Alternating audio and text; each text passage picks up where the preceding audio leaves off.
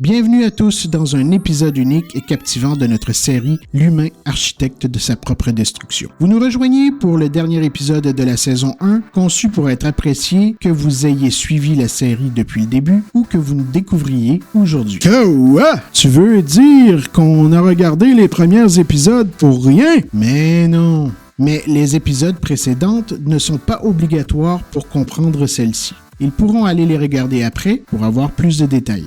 Donc, où en étais-je? Plongez avec nous dans l'univers fascinant de l'intelligence artificielle.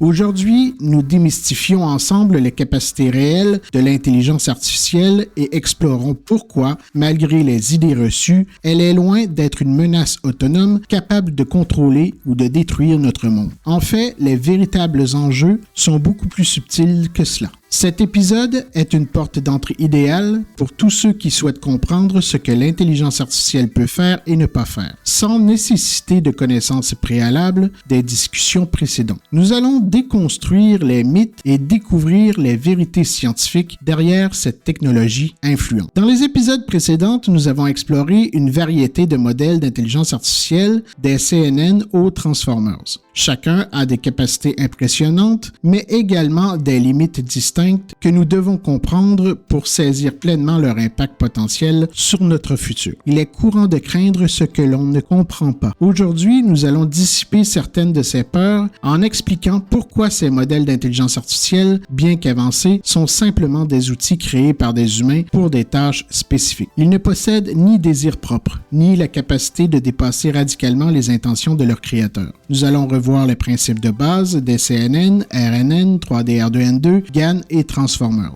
Non pour explorer leur fonctionnement technique, mais cette fois-ci pour montrer pourquoi ils ne peuvent pas prendre le contrôle de manière autonome. Nous discuterons également de la projection des peurs et des désirs humains sur ces technologies et de ce que cela signifie pour notre avenir.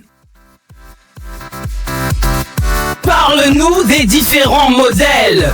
Domi Geek. Domi Geek. Talk us about all these models.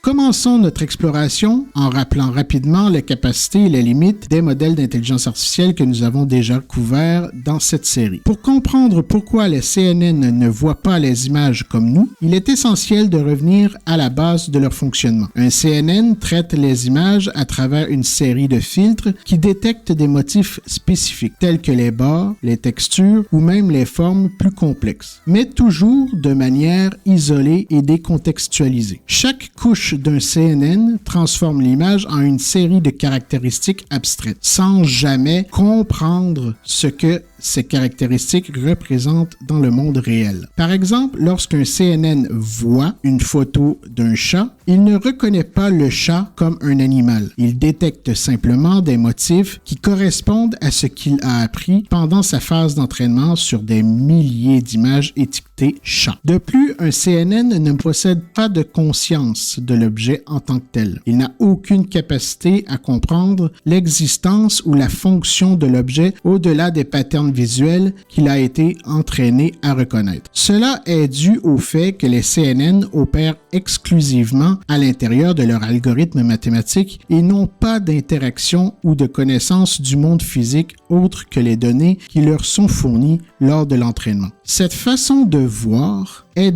très différente de la vision humaine. Nous, les humains, interprétons les images en utilisant non seulement nos yeux, mais aussi notre cerveau pour intégrer des informations contextuelles dans des expériences passées et notre compréhension du monde. Un CNN, en revanche, est dépourvu de cette capacité d'intégration contextuelle profonde et ne fonctionne que sur des entrées visuelles directes sans aucune perception holistique ou consciente.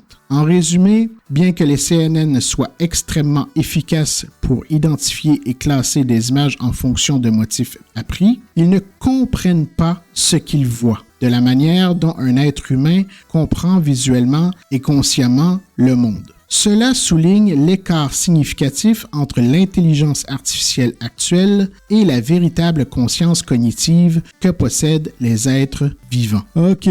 Mais si tout vient de la compréhension du contexte antérieur, les RNN sont plus dangereux alors? Pas exactement. Regardons les RNN en détail. Les RNN et les 3D-R2N2, bien qu'ils traitent différents types de données, partagent une similitude dans la manière dont ils opèrent. Tous deux analysent des informations séquentielles ou structurelles pour produire des résultats sans posséder une véritable compréhension de ces informations. Les RNN sont conçus pour traiter des séquences de données comme le texte ou les séquences temporelles. Ils fonctionnent en maintenant un état qui leur permet de se souvenir des informations précédentes dans la séquence. Cependant, cette mémoire est limitée et se base uniquement sur des caractéristiques statistiques des données. Bien qu'un RNN puisse générer du texte qui semble contextuellement approprié, il ne comprend pas le texte de la manière dont un humain comprendrait. Il génère des réponses basées sur des probabilités apprises à partir des données d'entraînement sans aucune compréhension des concepts et des idées exprimées. Les 3D-R2N2, d'autre part, traitent des images pour reconstruire des objets en 3D. Comme les RNN, ils analysent les données séquentielles, dans ce cas, des séries d'images, pour construire un modèle 3D. Cependant, il ne comprend pas l'objet en tant que tel. Il calcule simplement une structure 3D basée sur des patterns visuels appris. Cette capacité de modélisation ne s'accompagne d'aucune perception réelle de l'objet comme le ferait un humain en observant et en interagissant avec lui. Le 3D-R2N2 ne fait que suivre des algorithmes pour aboutir à une reconstruction sans aucune appréciation de ce que l'objet représente ou de sa fonction. En résumé, bien que les RNN, les 3D-R2N2 et les autres variantes des RNN soient des outils puissants dans leur domaine respectif, leur intelligence est strictement confinée aux limites de leurs paramètres programmés. Ils ne possèdent pas de conscience, ne peuvent pas raisonner sur le monde et sont incapables d'aller au-delà des tâches spécifiques définies pour lesquelles ils ont été entraînés. Bon, OK pour les CNN et les RNN, mais pour dessiner comme des dieux, les GAN doivent bien comprendre ce qu'ils dessinent, Calvas! Pas vraiment. Nous allons donc maintenant nous pencher sur des modèles spécifiques dans la catégorie des réseaux génératifs. Les GAN classiques, les Wasserstein GAN, les Inch GAN, les réseaux transformateurs spatiaux combinés à des GAN, etc. Chacun de ces modèles a révolutionné la manière dont nous générons de nouvelles données, mais ils opèrent sans aucune compréhension consciente de leurs actions. Les GAN fonctionnent par un jeu compétitif entre deux réseaux, un générateur qui crée des images et un discriminateur qui juge de l'authenticité. Bien qu'ils puissent produire des images d'une qualité impressionnante, leur processus est dépourvu de toute conscience. Le générateur apprend à tromper le discriminateur, mais il ne comprend pas ce qu'il crée. Le WGAN, par exemple, sont une variante des GAN qui améliore la stabilité de l'apprentissage en utilisant une fonction de coût différente basée sur la distance de Wasserstein. Cela aide à produire des résultats de meilleure qualité, en particulier pour les cas où les GAN traditionnels échouent. Toutefois, comme les GAN classiques, les WGAN ne possèdent pas de compréhension de leur création. Ils optimisent simplement une fonction mathématique sans aucune appréciation du contenu généré. Les réseaux transformateurs spatiaux, ou STN, peuvent être combinés à des GAN pour permettre des ajustements spatiaux des images générées, améliorant ainsi la précision et la qualité des transformations. Les STN appliquent des transformations géométriques apprises automatiquement à l'image. Mais, comme les autres modèles génératifs, ils ne comprennent ni interprètent ce qu'ils modifient. Ils ajustent leurs images pour maximiser les performances du réseau sans savoir ce que ces ajustements représentent dans un contexte plus large. En conclusion, Bien que les GAN et les WGAN et les STN couplés à des GAN puissent créer ou modifier des images de manière qui semble incroyablement réfléchie, ils opèrent sans la moindre conscience. Ces modèles sont guidés par des calculs statistiques et des fonctions d'erreur, exécutant des tâches complexes programmées par des humains sans jamais atteindre une compréhension ou une conscience propre. Saterli-popette de choses binettes fraîches pinouches.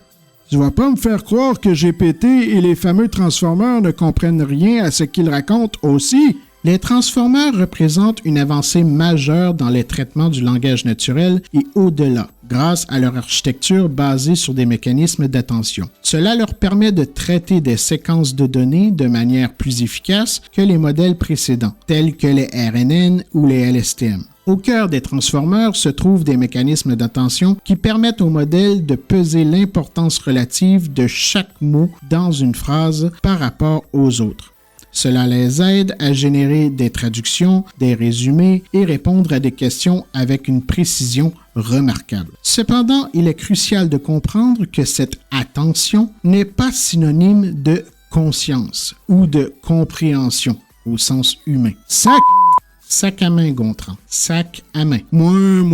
Continue. Les transformeurs traitent l'information en calculant des poids d'attention qui sont essentiellement des valeurs numériques déterminées par des algorithmes d'apprentissage profond. Ces poids permettent au modèle de décider quels aspects d'une entrée sont les plus importants pour une tâche donnée, mais sans aucune appréciation du sens ou du contexte réel des mots au-delà de leur relation statistique. En d'autres termes, bien que les transformeurs puissent générer des textes qui semblent incroyablement cohérents et pertinents, ils ne comprennent pas vraiment ce qu'ils écrivent. Ils ne font que suivre des patterns appris à partir d'énormes ensembles de données textuelles, reproduisant des styles et des structures sans véritable compréhension des concepts ou des idées. Ainsi, malgré leur sophistication et leur utilité dans de nombreuses applications modernes d'intelligence artificielle, les transformeurs ne possèdent pas de conscience ni de capacité à raisonner de manière autonome. Leur intelligence est limitée à exécuter des tâches spécifiques pour lesquelles ils ont été entraînés, dépendant entièrement des données et des instructions fournies par les humains. Bien que les transformeurs puissent générer des textes qui semblent naturels et cohérents, leur compréhension est superficielle. Ils associent des mots et des phrases en fonction des probabilités statistiques sans saisir le sens véritable ou les implications des concepts qu'ils manipulent. Une grande partie de la performance des transformeurs repose sur la qualité et la quantité des données d'entraînement. Si ces données sont biaisées ou limitées, les transformeurs reproduiront ces mêmes biais, ce qui peut conduire à des résultats problématiques ou inattendus. Les transformeurs ne possèdent pas de conscience. Ils ne sont pas conscients de leur existence, ne peuvent pas faire des choix éthiques et ne possèdent pas d'émotions. Leur fonctionnement est entièrement déterminé par des algorithmes et des poids neuronaux ajustés pendant l'entraînement. Pour mieux comprendre pourquoi les transformeurs ne raisonnent pas de manière logique ou précise, examinons quelques exemples où ces modèles échouent à fournir des réponses correctes en raison de leur approche basée uniquement sur les probabilités et les données d'entraînement. Considérons le cas où un transformer est utilisé pour résoudre des expressions régulières complexes, une tâche qui requiert une compréhension précise des règles et des motifs. Malgré leur capacité à traiter du texte, les transformers peuvent facilement échouer dans ces tâches car leur apprentissage se limite à reconnaître des schémas de texte sans comprendre les règles sous-jacentes des regex. Un autre exemple frappant est lorsque les transformers sont utilisés pour générer du contenu factuel, comme la détermination de la 49 900e décimale du nombre pi. Les transformers peuvent inventer une réponse car ils n'ont pas accès à des bases de données infinies de pi et génèrent des sorties basées sur ce qui semble statistiquement probable dans leur modèle de données. Cela montre que les transformers peuvent créer des informations qui semblent plausibles, mais qui sont entièrement fictives. Ils n'ont pas la capacité de vérifier la véracité de leur output, ni de comprendre la signification mathématique derrière les nombres qu'ils génèrent. Ces exemples démontrent que, malgré leur sophistication, les Transformers manquent de capacité de raisonnement logique et de compréhension profonde. Ils sont limités par les données sur lesquelles ils ont été formés et par les algorithmes qui dirigent leur traitement du langage, ce qui les rend inaptes à des tâches qui nécessitent une vraie compréhension ou une innovation réelle hors de leur domaine d'entraînement. Que tu dis? Mais s'ils ne savent pas compter, pourquoi ils arrivent à compter certaines choses ou résoudre des problèmes mathématiques? Pour plusieurs raisons différentes. Soit ils décomposent le procédé suffisamment détaillé pour réussir à suivre le fil et le raisonnement qu'il a déjà vu quelque part et donner une impression de continuité ou de raisonnement, mais en réalité, ce n'est qu'un pattern qu'il reproduit. Soit il va générer un code Python qu'il a déjà vu quelque part, en tenant compte du contexte, l'exécuter, donc c'est Python qui fera le calcul, et simplement utiliser la sortie. Mais ça ne fonctionne pas toujours. Mais c'est comme nous quand on utilise la calculatrice? Oui et non. C'est beaucoup plus subtil que cela. Mais continuons. Qu'est-ce que l'anthropomorphisme? Domi Geek! Domi Geek! What is anthropomorphism? L'une des erreurs fondamentales dans notre compréhension de l'intelligence artificielle est l'anthropomorphisme. L'anthropomorphitruc? Ça mange quoi en hiver, ça? Ah, Gontran, toujours là pour nous faire rire. L'anthropomorphisme, c'est quand on attribue des caractéristiques humaines à des objets ou des animaux. Donc, non, ça ne mange rien en hiver, ni en été d'ailleurs. C'est juste une de ces idées farfelues que les humains aiment utiliser pour comprendre ce qui dépasse leur imagination. Merci Kaya. Nous voyons souvent l'IA à travers le prisme de nos propres expériences, émotions et intentions, ce qui peut mener à des malentendus significatifs sur ce que l'IA peut réellement faire ou penser. Dans les médias et les cultures populaires, l'IA est souvent représentée comme ayant des désirs propres, des plans ou même des tendances malveillantes. Cependant, en réalité, les systèmes d'intelligence artificielle sont dépourvus de désirs et fonctionnent strictement dans les limites des algorithmes et des données fournies par leurs créateurs humains. Pour illustrer, quand un assistant vocal répond à vos questions, il ne réfléchit pas à sa réponse ni ne décide de vous aider. Il exécute simplement un ensemble d'instructions programmées pour analyser votre requête et y répondre sur une base de données préétablie. Comme toi, en fait. Veux-tu vraiment voir comment j'arrive à bien imiter ta femme en colère? Bon, ça suffit, vous deux. Cette perception erronée peut être dangereuse. Elle nous conduit à surévaluer les capacités de l'intelligence artificielle, pensant qu'elle peut agir de manière autonome ou avec malice, alors qu'en réalité, tout comportement d'une intelligence artificielle est une manifestation des intentions de ceux qui la programment et des données avec lesquelles elles ont été entraînées. L'anthropomorphisme peut également brouiller les lignes dans les discussions éthiques autour de l'intelligence artificielle où il est crucial de reconnaître que les outils d'intelligence artificielle ne sont pas des agents moraux. Ils n'ont ni conscience ni moralité. Ce sont des outils que nous devons utiliser de manière responsable et éthique. En reconnaissant que l'intelligence artificielle est un reflet de la programmation et des données humaines et non une entité avec des intentions propres, nous pouvons mieux comprendre ses limites et potentiels et guider son développement de manière plus informée et prudente. Un aspect crucial à comprendre au sujet de l'intelligence artificielle est qu'elle n'est pas dotée d'ego ou de conscience. Ces traits sont inhérents aux êtres sensibles et conscients, capables de réflexion sur soi et d'émotion. L'intelligence artificielle, quelle que soit sa sophistication, n'atteint pas ce niveau de complexité psychologique. L'intelligence artificielle fonctionne sur des bases de données ou des algorithmes. Elle traite des informations selon des règles strictes et des modèles d'apprentissage sans jamais ressentir les données ou avoir des opinions sur elles. L'absence d'ego en intelligence artificielle signifie qu'elle ne possède pas de désir de préservation de soi, de compétition ou de reconnaissance comme le ferait un être humain ou même un animal. Pour illustrer, lorsque nous utilisons des IA pour des recommandations de produits ou pour la navigation GPS, elles ne veulent pas que vous choisissiez un produit ou un itinéraire plutôt qu'un autre. Elles calculent simplement la réponse la plus probablement utile basée sur les données analysées. En outre, l'absence de la conscience signifie que l'intelligence artificielle ne possède pas de conscience de soi ou de compréhension de son existence. Elle ne peut pas faire d'introspection ou envisager son impact sur le monde, car elle n'a pas de cadre de référence pour ce concept. Quand elle vous expose son impact sur le monde, elle fait simplement répondre ce qu'un humain aurait répondu à sa place en fonction des textes qu'elle a déjà vus. Cela est d'une importance capitale quand nous considérons les implications éthiques de l'intelligence artificielle. Tout comportement potentiellement nuisible ou bénéfique de l'intelligence artificielle dérive non pas de ses propres désirs ou de sa moralité, mais directement des objectifs et des données fournies par les humains qui la programment. Comprendre que l'intelligence artificielle est dépourvue d'ego et de conscience nous aide à démystifier beaucoup de peurs autour de son potentiel malveillant. Cela nous rappelle aussi notre responsabilité en tant que développeurs et utilisateurs d'intelligence artificielle de veiller à ce que son application reste éthique, contrôlée et alignée sur les valeurs humaines. Donc, c'est des humains qui construisent les IA qu'il faut se méfier. Demi Geek, que faisais-tu hier soir? Ah ah ah, très drôle. Dis-nous tout sur les limites de l'IA. Domi Geek. Domi Geek, explain us all limits about AI.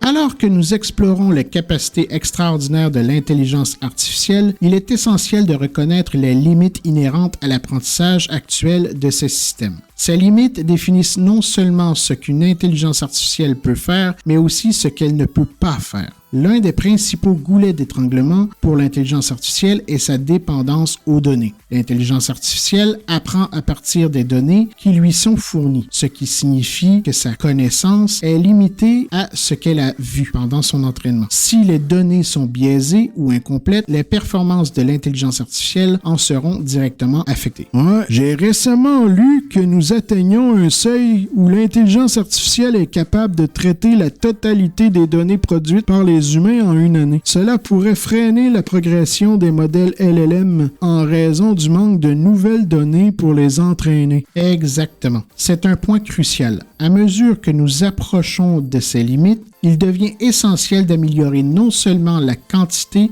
mais aussi la qualité des données disponibles. En plus, il pourrait être utile de se concentrer sur le développement des capacités d'apprentissage d'une IA à partir de données plus limitées et plus pertinentes. Cela pourrait également impliquer des innovations dans les méthodes de génération et d'organisation des données elles-mêmes. Ensuite, la puissance de calcul représente une contrainte significative. Les modèles d'intelligence artificielle les plus avancés nécessitent des quantités énormes de puissance de calcul pour l'entraînement et l'inférence, ce qui impose des limites pratiques sur ce que nous pouvons atteindre avec l'intelligence artificielle à un moment donné. Enfin, et c'est peut-être la limitation la plus critique, l'intelligence artificielle n'a pas de compréhension conceptuelle du monde. Elle traite des chiffres et des modèles, mais ne comprend pas les concepts ou les idées derrière ces nombres. Cela signifie que contrairement aux humains, l'intelligence artificielle ne peut pas réfléchir ou raisonner, au-delà de ce qui est explicitement programmé ou dérivé des données. Ces limitations mettent en lumière pourquoi l'intelligence artificielle, bien que puissante, reste fondamentalement un outil créé par et pour les humains avec des capacités strictement définies par ses concepteurs. Tant que ces limites persisteront, l'idée d'une intelligence artificielle autonome et consciente restera plus de la science-fiction que de la réalité scientifique. Au-delà des défis liés à la programmation et aux données, l'intelligence artificielle est également confrontée à des limitations matérielles significatives. Ces contraintes déterminent non seulement la rapidité avec laquelle l'intelligence artificielle apprend et fonctionne, mais aussi la complexité des tâches qu'elle peut effectuer. Les processeurs, notamment les GPU, jouent un rôle crucial dans l'entraînement des modèles d'intelligence artificielle. Cependant, même les GPU les plus avancés ont des limites en termes de traitement parallèle et de gestion de grandes quantités de données en temps réel. Ces limitations peuvent sérieusement ralentir le progrès dans des domaines tels que l'apprentissage profond. Un autre aspect critique est la consommation énergétique. L'entraînement d'un modèle d'intelligence artificielle complexe peut consommer autant d'énergie que des villes et même petits pays. Cela pose non seulement des problèmes logistiques, mais soulève également des questions environnementales importantes. Enfin, il y a les limites physiques des matériaux eux-mêmes. La loi de Moore, qui a longtemps prédit la croissance exponentielle de la densité des transistors sur les puces, approche de ses limites physiques. Cela ralentit l'innovation en matière de puissance de calcul cruciale pour des avancées en intelligence artificielle. Est-ce que ça signifie que nous atteignons un plateau dans le progrès de l'intelligence artificielle à cause de ses limitations matérielles aussi? Entre le manque de data, le manque de GPU, le manque de puissance, ça commence à faire beaucoup de manque, non? En partie, oui, Gontran. Tandis que les chercheurs cherchent des solutions innovantes, comme l'informatique quantique ou les technologies de semi-conducteurs avancés, ces technologies ne sont pas encore prêtes à être déployées à grande échelle. Nous devons être conscients de ces contraintes alors que nous planifions l'avenir de l'intelligence artificielle. En somme, les limites matérielles imposent des défis significatifs à l'expansion et à l'efficacité de l'intelligence artificielle. Reconnaître et comprendre ces limitations est essentiel pour développer des stratégies qui permettent de contourner ces obstacles tout en minimisant l'impact environnemental. Ouais, mais l'informatique quantique va pas justement tout déchirer et mettre à mal tout ce que tu nous racontes là? Où en est le quantique dans l'IA? What about quantum in AI? L'informatique quantique représente une frontière passionnante pour le potentiel futur de l'intelligence artificielle. Contrairement aux ordinateurs classiques qui utilisent des bits comme unité fondamentale de données, l'informatique quantique utilise des qubits qui peuvent exister simultanément dans plusieurs états grâce à la superposition. Je vous invite à aller voir mes vidéos sur la programmation quantique si ce sujet vous intéresse. Les ordinateurs quantiques ont le potentiel de traiter des informations à une vitesse et avec une efficacité que les ordinateurs classiques ne peuvent pas égaler. Cela pourrait révolutionner des domaines de l'intelligence artificielle qui sont actuellement limités par la puissance de calcul comme l'apprentissage profond et le traitement de grandes bases de données en temps réel. Cependant, l'informatique quantique en est encore à ses balbutiements. Les défis techniques tels que la cohérence des qubits et leur gestion à échelle sont substantiels. De plus, les ordinateurs quantiques nécessitent des conditions extrêmes comme un refroidissement proche du zéro absolu pour fonctionner correctement.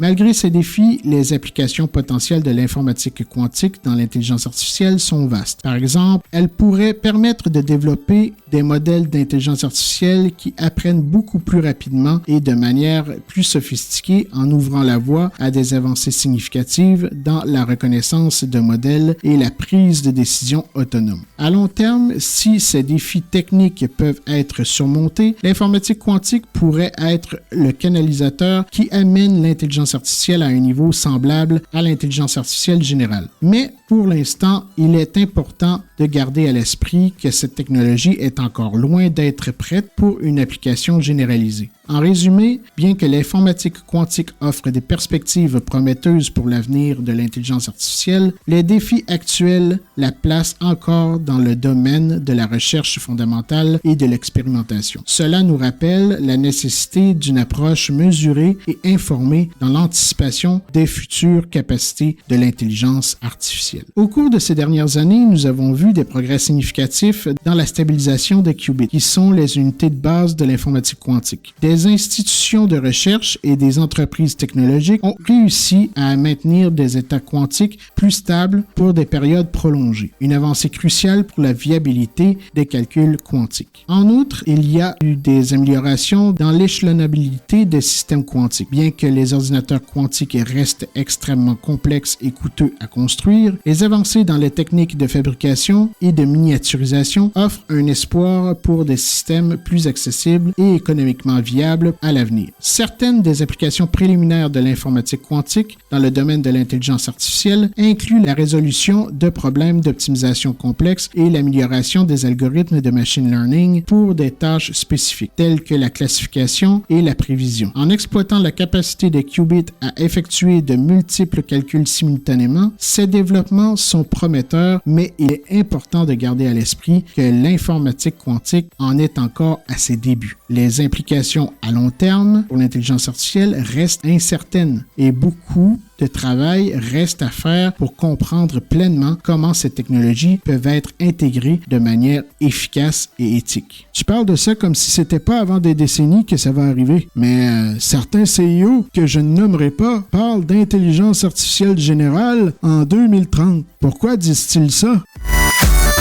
Qu'est-ce que l'intelligence artificielle générale? Domi Geek! Domi Geek, what is generalized artificial intelligence?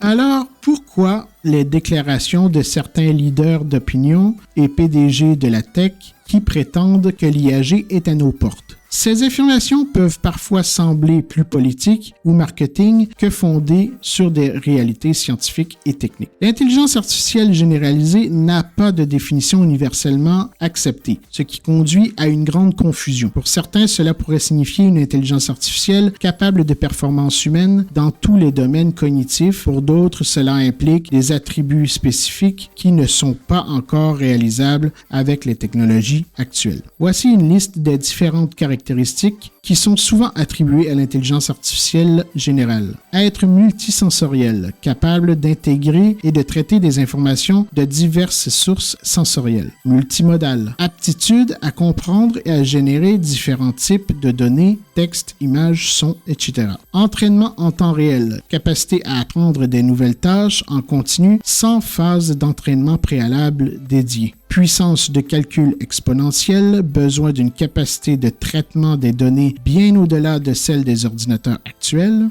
Conscience, ego et sentiments, traits associés à la sensibilité et à la conscience de soi, la créativité, aptitude à produire des idées ou des artefacts originaux et utiles. En somme, une copie conforme de l'humain, souvent interprétée comme un robot humanoïde indiscernable de l'humain. Ces déclarations audacieuses, souvent sans soutien scientifique rigoureux, peuvent induire le public en erreur et créer des attentes irréalistes sur les capacités actuelles et futures de l'intelligence artificielle.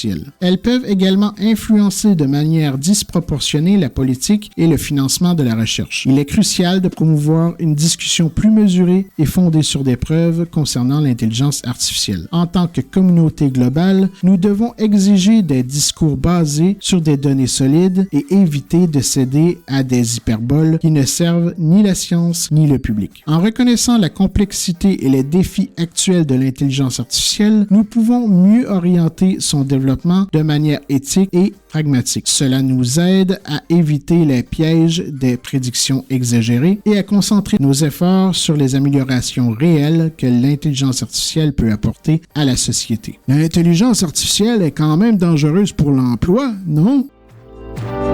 Quels sont les dangers pour l'emploi? Domi Geek! Domi Geek, which are the risks for our job?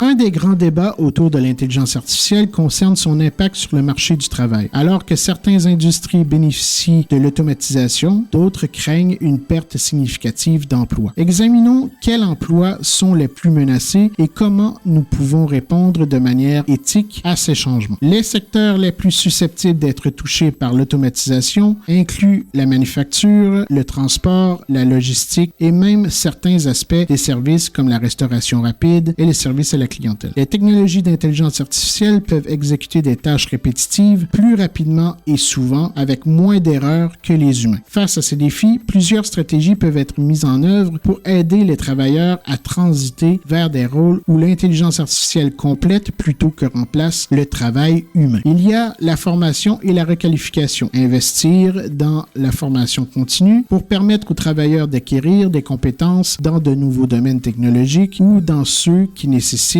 une touche humaine et créativité que l'IA ne peut pas facilement remplacer. Il y a la création de nouveaux emplois, encourager l'innovation dans des secteurs qui utilisent l'intelligence artificielle pour créer de nouveaux types d'emplois, tels que la gestion de systèmes d'intelligence artificielle, la maintenance des robots ou le développement de contenus interactifs. Il y a aussi la possibilité de législation et soutien gouvernemental, adopter des politiques publiques qui soutiennent les travailleurs affectés par l'automatisation, comme comme des garanties de revenus, des aides à la reconversion ou des incitations pour les entreprises qui investissent dans la main-d'œuvre humaine. Il y a aussi le dialogue social élargi, impliquer les syndicats, les entreprises, les éducateurs et les gouvernements dans des dialogues ouverts sur la meilleure façon de naviguer dans la transition vers une économie plus automatisée, assurant que tous les acteurs ont une voix dans la façon dont l'avenir du travail est formé. L'intégration de l'intelligence artificielle dans notre monde économique ne doit pas nécessairement signifier une perte nette d'emplois, mais plutôt un changement dans la nature des emplois disponibles. En planifiant et en agissant de manière proactive, nous pouvons utiliser l'intelligence artificielle pour enrichir le monde du travail plutôt que de simplement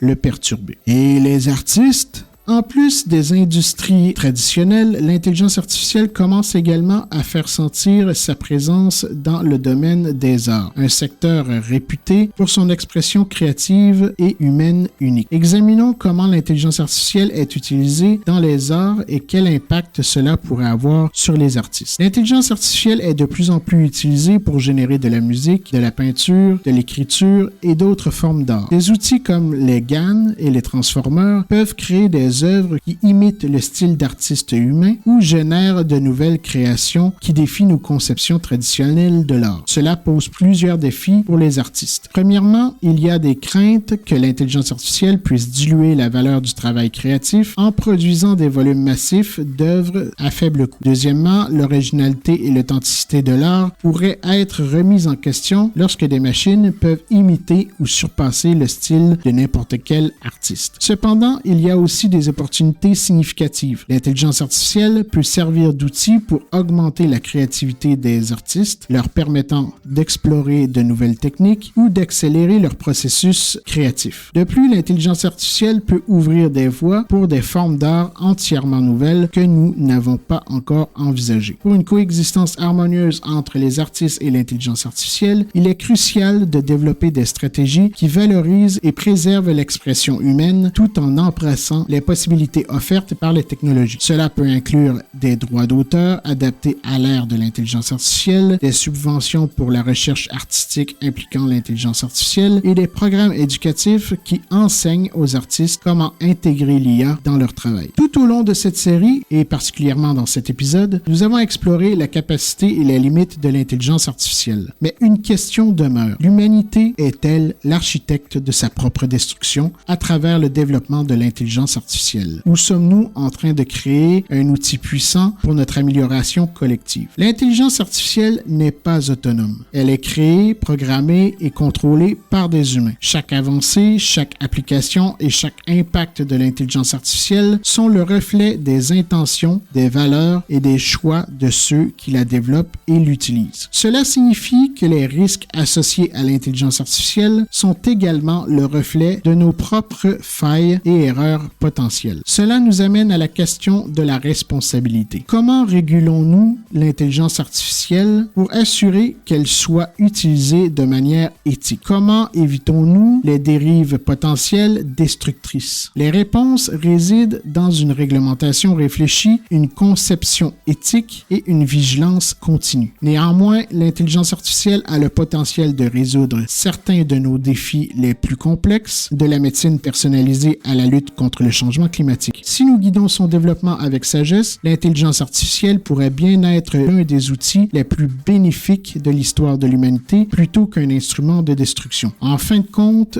nous, en tant qu'humains, détenons les clés de la manière dont l'intelligence artificielle est développée et utilisée. Plutôt que de craindre une intelligence artificielle autonome, nous devrions nous concentrer sur les façons dont nous pouvons façonner cette technologie pour refléter nos aspirations les plus élevées et non nos plus grandes peurs. L'avenir de l'intelligence artificielle et par extension notre propre avenir dépend de nos choix aujourd'hui. Nous sommes arrivés au terme de cet épisode et de la première saison de notre série. Au cours de cette saison, nous avons exploré les différentes facettes de l'intelligence artificielle, de ses capacités étonnantes à ses limites significatives et avons discuté des implications éthiques, sociales et personnelles de son intégration dans nos vies. Nous avons vu que malgré les avancées spectaculaires de l'intelligence artificielle, elle reste un outil créé par des humains avec toutes les imperfections que cela implique. L'intelligence artificielle n'est pas autonome ni consciente. Elle opère dans les limites que nous définissons, nourrie par les données que nous lui fournissons et guidée par nos objectifs et nos choix. Cette compréhension nous impose une grande responsabilité. Comme nous l'avons vu, l'intelligence artificielle a le potentiel de transformer notre monde de manière incroyablement positive, mais elle peut aussi amplifier nos erreurs et préjugés si elle n'est pas gérée avec soin. L'avenir de l'intelligence artificielle et par extension notre propre avenir dépendra fortement de la manière dont nous choisissons de la développer et de l'utiliser. Si vous avez aimé cette vidéo, n'oubliez pas de liker à l'aide du petit pouce, qu'il soit bleu ou noir, ou même de la petite flamme, et ce, peu importe sur quelle plateforme vous me suivez. Abonnez-vous si ce n'est pas déjà fait et sélectionnez l'option toutes pour ne rater aucune de nos prochaines vidéos. Et pourquoi pas partager cette vidéo avec tous les gens qui pourraient être intéressés par ce passionnant voyage dans le monde de l'intelligence artificielle. Je vous remercie de nous avoir accompagnés dans ce voyage de découverte et de réflexion. N'oubliez pas que l'avenir n'est pas écrit d'avance. Nous sommes les architectes de notre propre destin.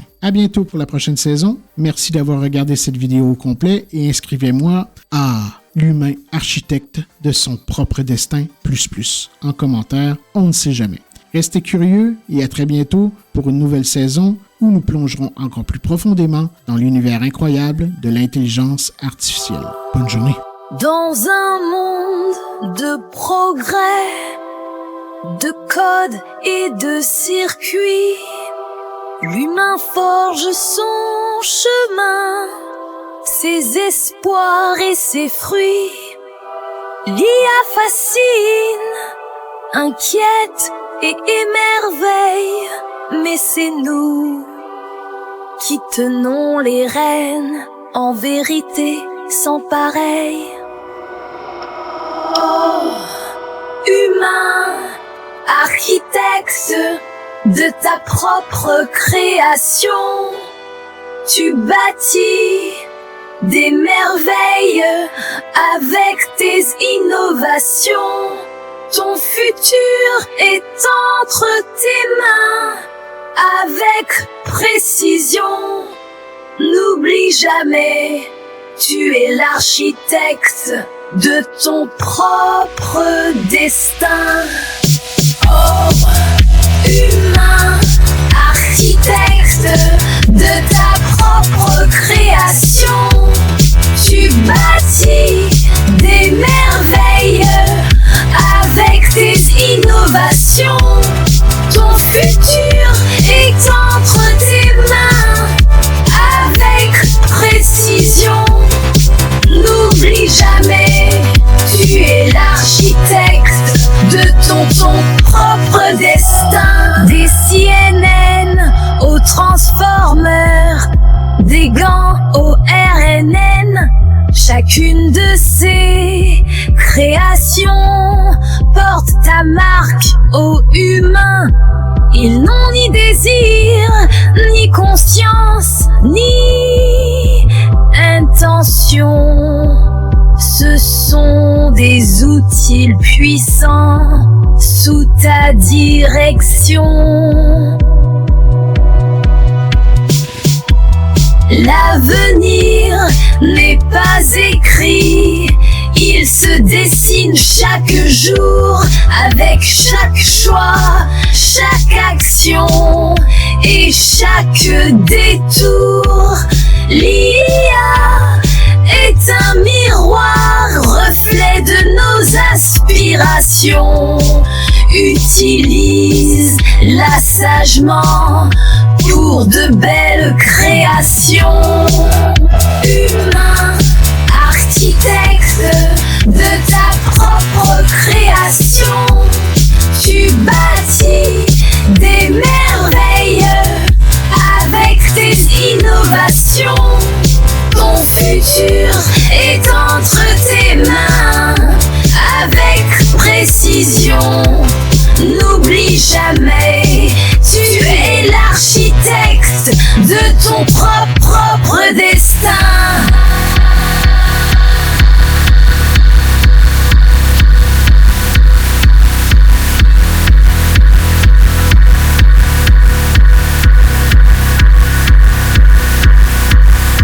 Dans cette ère nouvelle, où tout semble possible. Reste vigilant, curieux et invincible. L'IA peut être notre allié ou notre péril. Souviens-toi toujours, l'humain est l'architecte de son propre destin.